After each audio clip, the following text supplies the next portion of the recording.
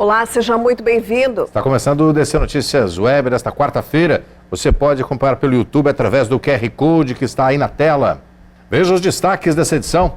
Foz do Iguaçu cedia o Seminário Internacional da Tríplice Fronteira, que discute o tráfico de pessoas e a ameaça invisível. Artistas ucranianos realizam apresentação cultural no Parque Nacional do Iguaçu. 27 de julho de 2022, o DC Notícias Web já está no ar.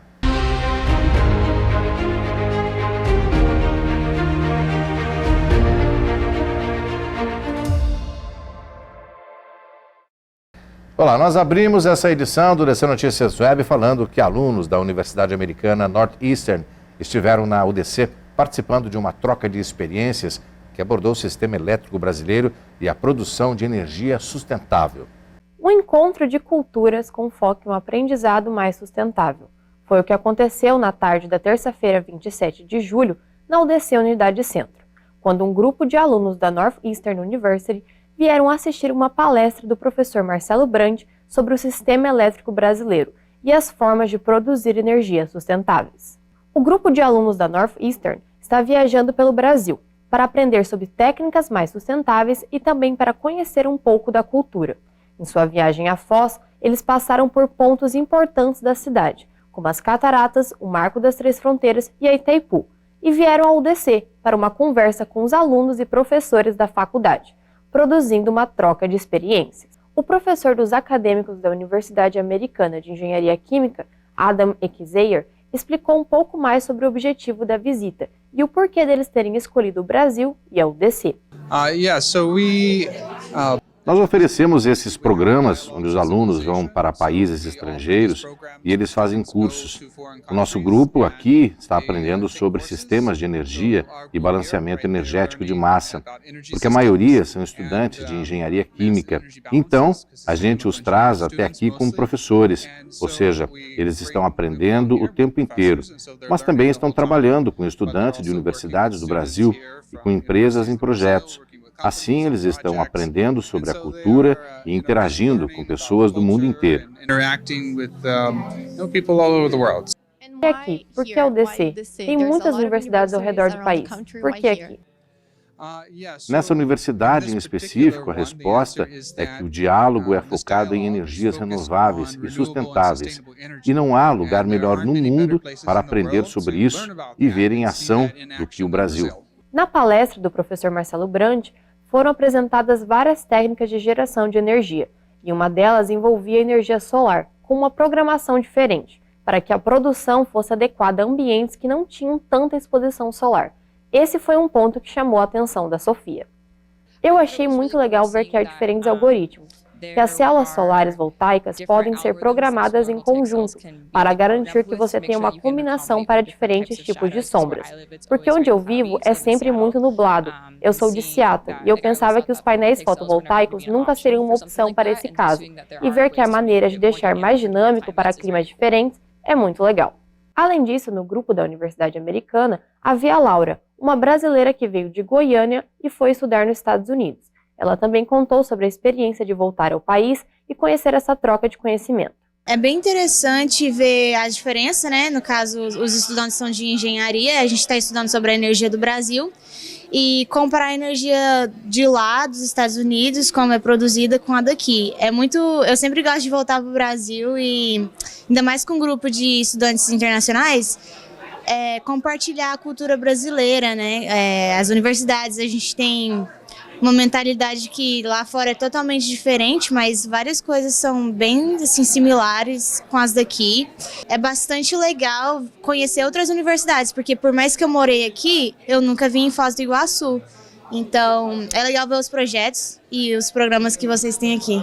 Vale lembrar que na palestra também estavam presentes alunos de engenharia da UDC Unidade Centro, de Foz do Iguaçu, e da Unidade de Medianeira, que gostaram de participar da conferência. Bem, eu acho interessante que a UDC traz a oportunidade de a gente conhecer esses alunos, também bastante parceria, né, com diversas universidades.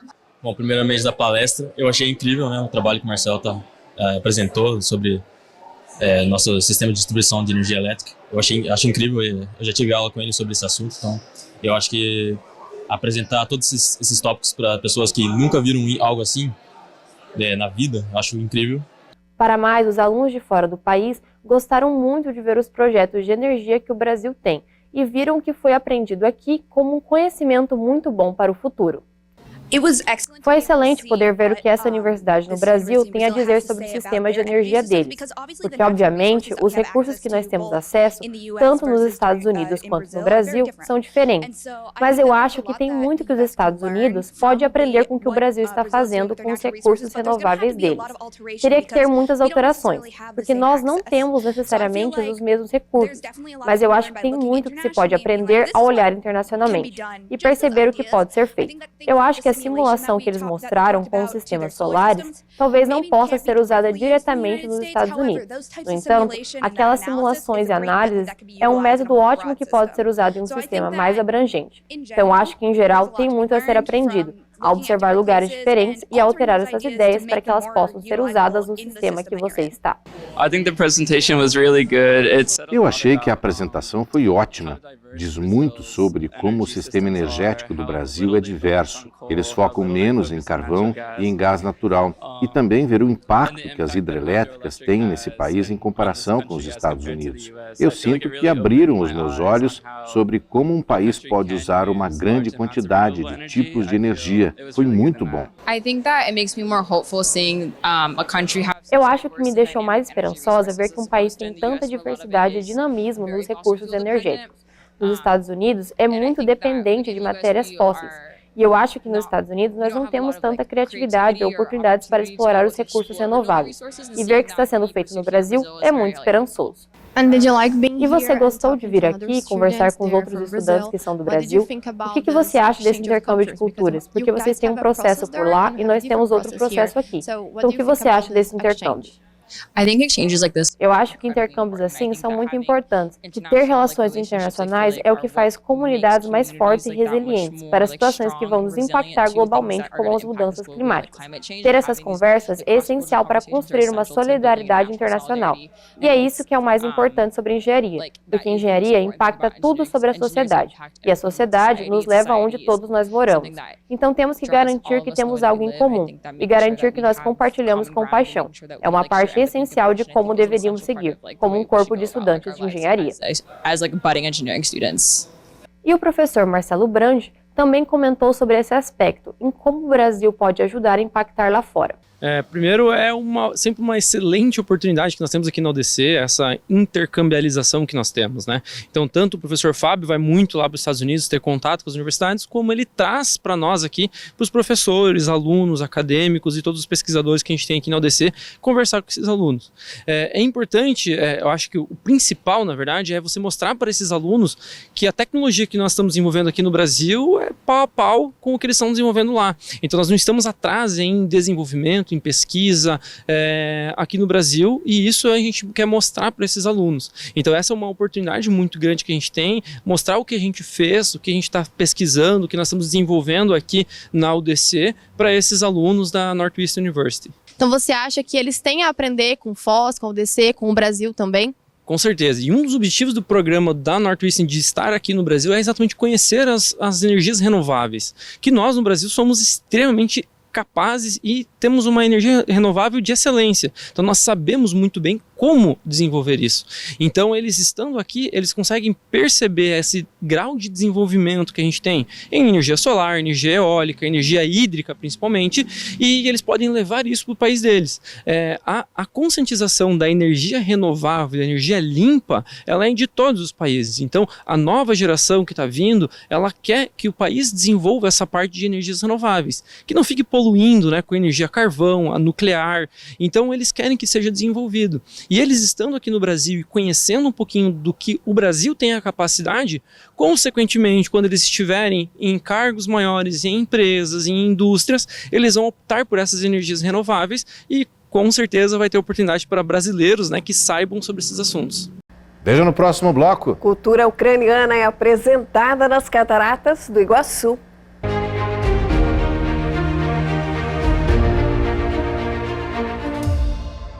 E agora nós falamos do tempo na fronteira. As temperaturas estão mais agradáveis nos últimos dias, mas a previsão é de mudanças para o fim de semana.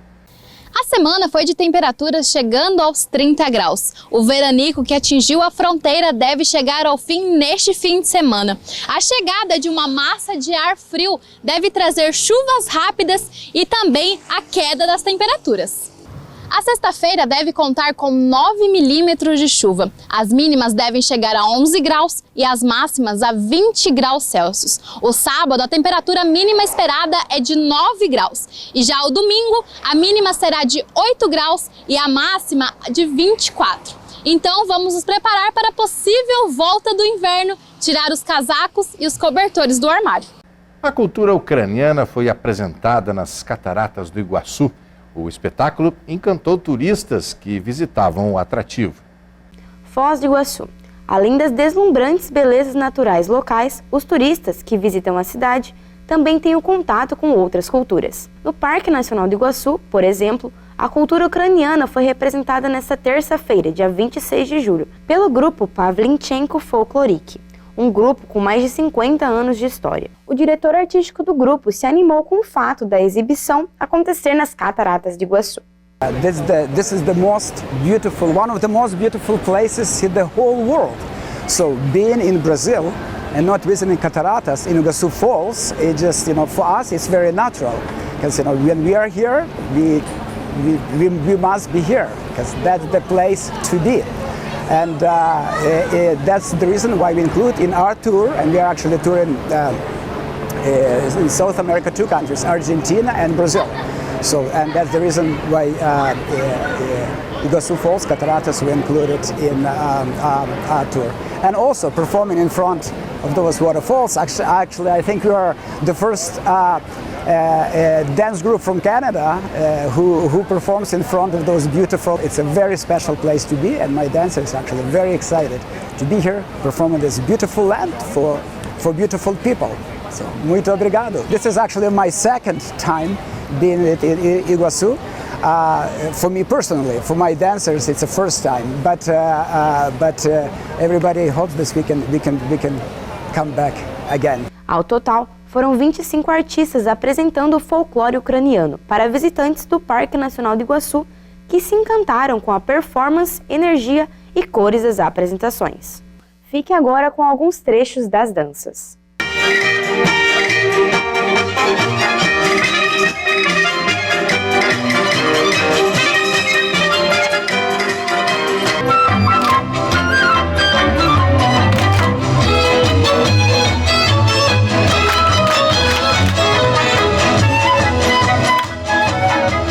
Veja no próximo bloco. Vamos falar sobre o Seminário Internacional sediado em Foz do Iguaçu, que discute o tráfico de pessoas.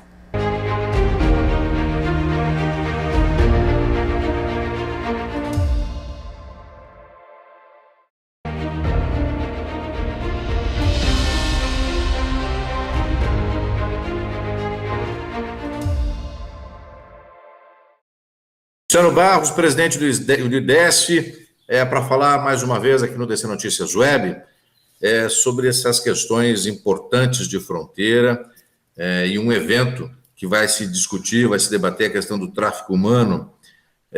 Presidente, antes de mais nada, é um prazer recebê-lo mais uma vez no DC Notícias Web. Bom dia, Luciano, bom dia a todos que nos acompanham. É uma honra sempre poder contribuir com esse espaço democrático, espaço de debates que temos aqui na nossa Tríplice Fronteira. Parabéns pela iniciativa e pelo programa. Presidente, vamos falar então sobre esse evento, sobre essas discussões. Na verdade, é um evento, tem um seminário dia 28, mas que engloba uma série de ações que já, inclusive, começaram, já iniciaram e vão seguir aí nos próximos dias. Primeiro, eu gostaria que o senhor relatasse essa problemática de fronteira, a questão do tráfico de pessoas, enfim, a realidade dessa situação aqui na fronteira. Pode ter um raio-x desse problema aqui. A fronteira é muito dinâmica, não é? Ela tem, e nós temos assim relatos de diversos tipos de crime nas áreas de fronteira, e quem sabe o tráfico de pessoas, seja o crime mais oculto que temos nestas áreas fronteiriças, né?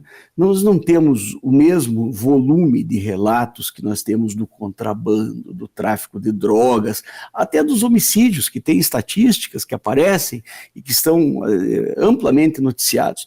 O tráfico de pessoas é um crime que ocorre em silêncio, por conta de algumas características. Eu apontaria ainda, Luciano, a principal característica deste silêncio é o desconhecimento, né? As pessoas que são vítimas do tráfico de pessoas não conhecem os caminhos, elas muitas vezes não se identificam como vítimas desse tráfico.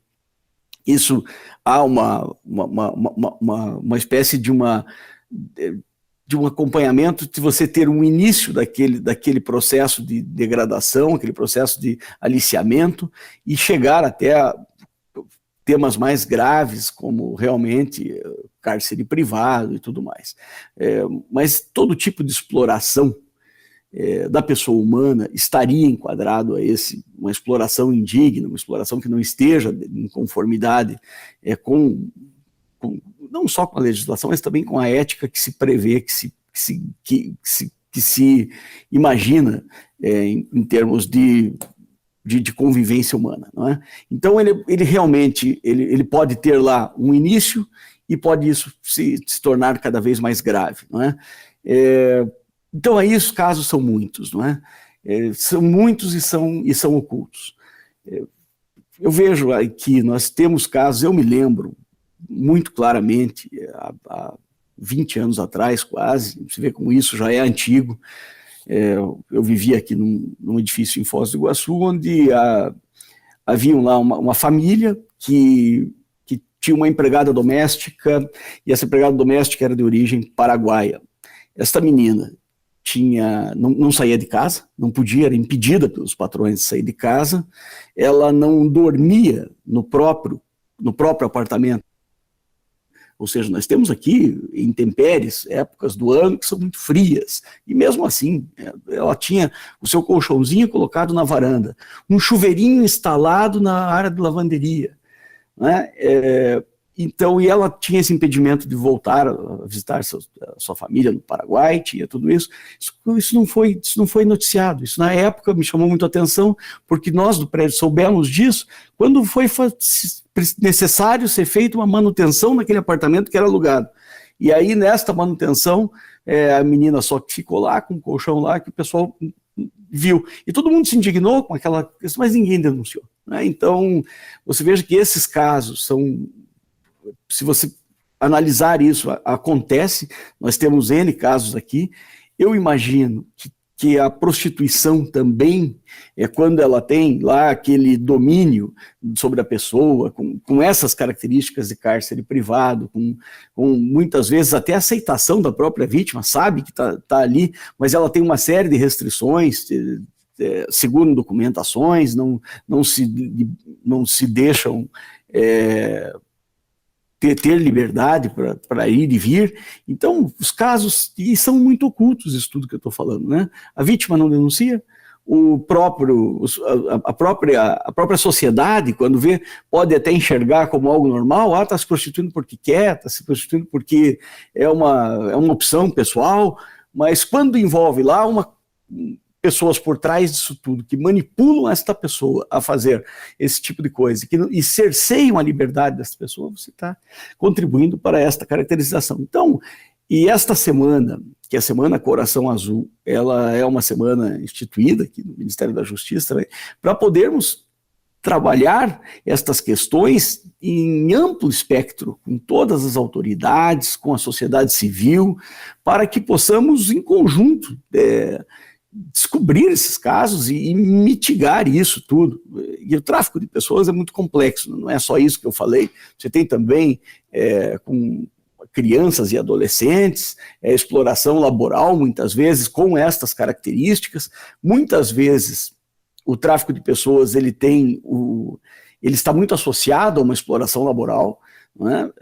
Precisa que essa pessoa renda alguma coisa. Os casos mais graves ainda, tráfico de órgãos, que entra aí numa coisa muito mais pesada dentro daquilo que eu falei, que pode começar de uma forma incipiente e isso ter um nível de agravamento muito, muito forte. Então, identificarmos, sabermos onde estão acontecendo e sabermos o risco que isso tem, nos ajuda muito na questão preventiva.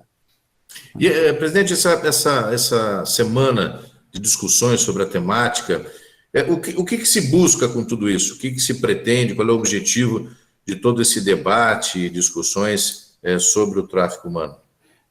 É justamente isso, alargar o espectro para que possamos trabalhar a prevenção. São 3 grandes eixos que se trabalham aqui. O primeiro, eu diria todos são muito importantes, mas o mais importante é a prevenção, para que se evite que aconteça.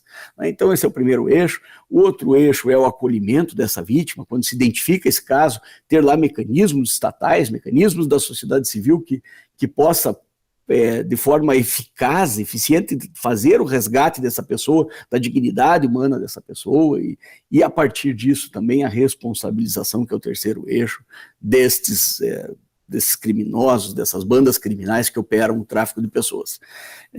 Então, trabalhar esses 3 eixos nesta semana, com um largo espectro, né, que possamos fazer com que, principalmente a prevenção, aonde a sociedade civil pode ajudar em muito, né? É o caso que eu contei agora, ele é muito ilustrativo.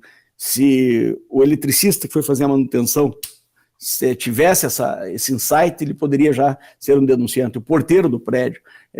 Então, trazer a sociedade civil para esta discussão ampla, trazer aí os órgãos de segurança para que também saibam trabalhar esse enquadramento para a responsabilização, né?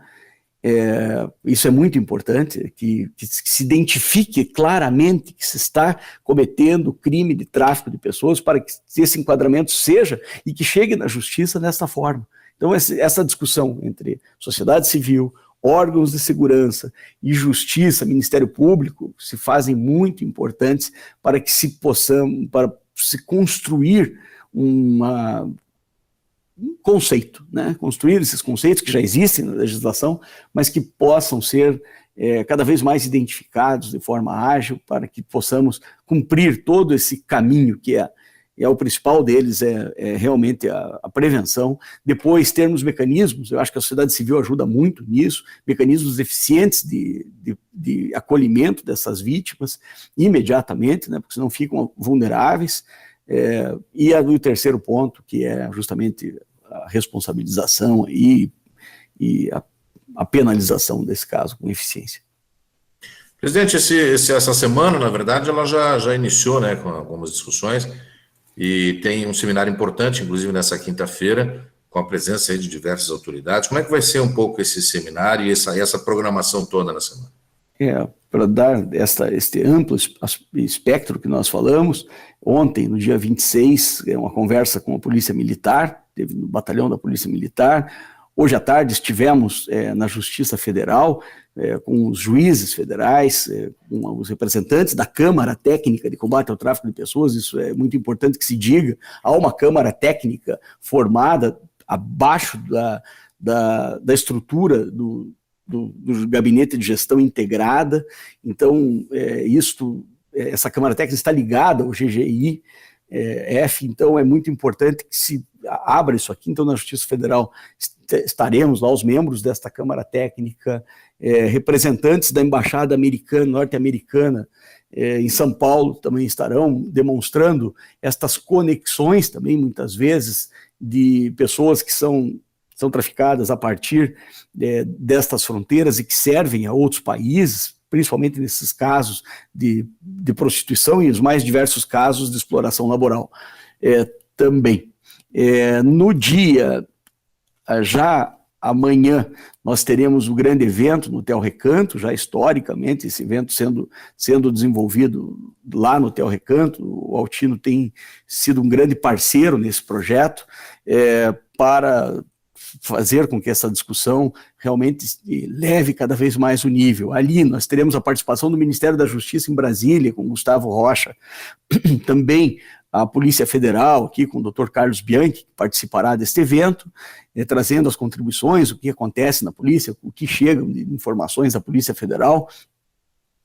Uma pesquisadora que tem diversos livros escritos, nós tivemos a honra de publicar uma publicação dessa pela nossa editora, a doutora Verônica Teresi, que ela é da Universidade Federal do ABC Paulista, vem trazer essas contribuições. Aqui pela Prefeitura, a querida Deise participará, que é assistente social, participará deste projeto, deste evento também, nas mesas de debate.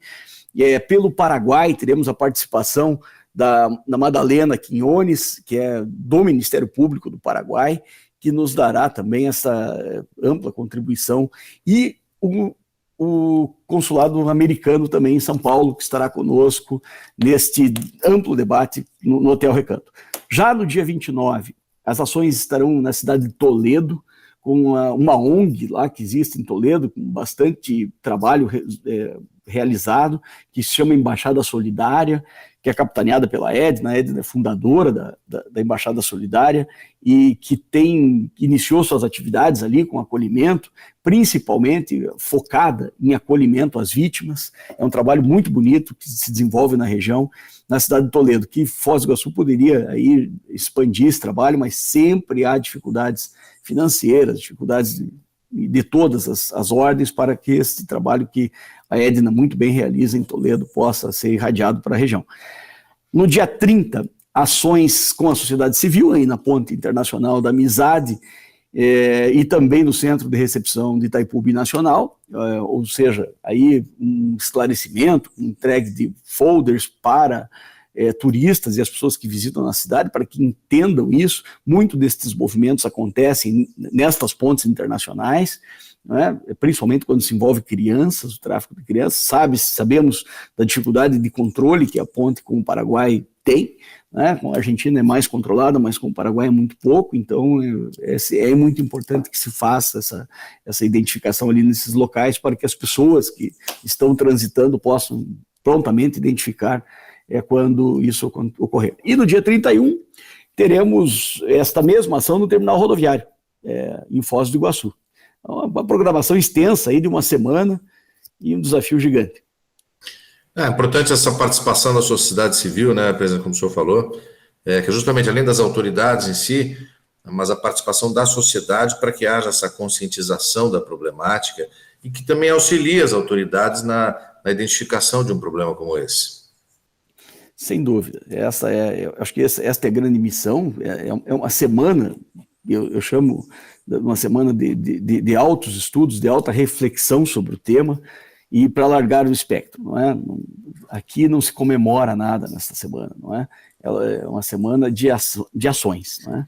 Então, mais que isso não acabe aqui, né? Todo ano temos repetido isso, cada ano evoluindo cada vez mais, né? Trazendo mais pessoas para esse engajamento, e que a ideia é justamente essa, criar uma agenda que não acabe na semana do Coração Azul, mas que tenhamos aí um ano inteiro com esta perspectiva de melhorarmos as condições para que possamos fazer a prevenção de forma cada vez mais eficaz. A ideia é que não tenha nenhum caso, é zerar isso, e para isso precisa de conscientização geral. Presidente, sucesso aí na realização dessa semana, nesse evento, nesse seminário que acontece amanhã. Parabéns aí pelo trabalho e obrigado pela participação no DC Notícias Web mais uma vez. Mais uma vez, obrigado, Luciano, e parabéns pela condução. E o DC Notícias Web vai ficando por aqui. Nós voltamos ao vivo amanhã. Obrigada mais uma vez pela sua companhia. Eu convido você a curtir, a compartilhar e a acompanhar as nossas redes sociais oficiais. Até amanhã. Até lá.